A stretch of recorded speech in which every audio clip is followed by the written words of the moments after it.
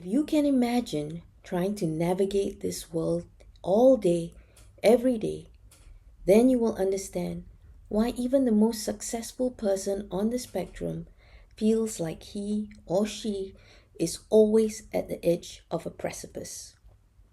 This is an extract from the RDI book written by Dr. Stephen Gutstein.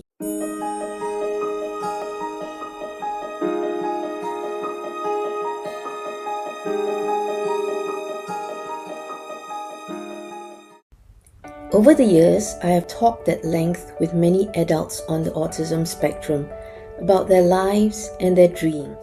They constantly experience feeling as if at any moment they might be swallowed up by stepping into a chasm.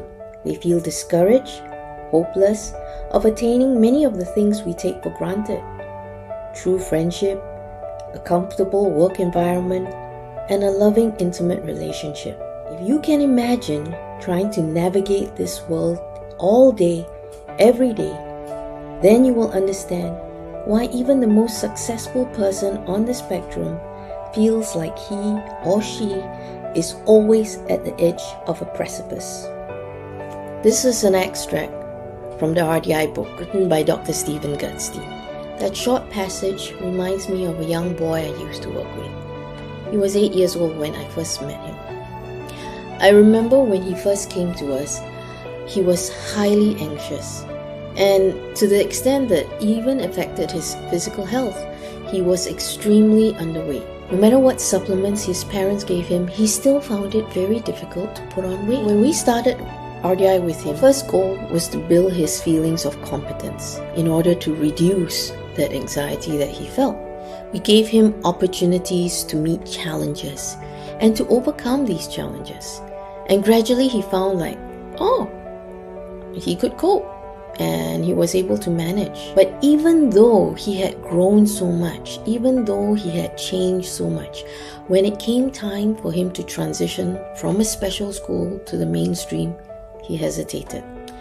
He wasn't sure that he really was able to handle that change. So he decided to stay on in the special school for 1 more year, even though his parents and I felt that he would have been able to cope in the mainstream. During that year, he actually discovered he no longer belonged there.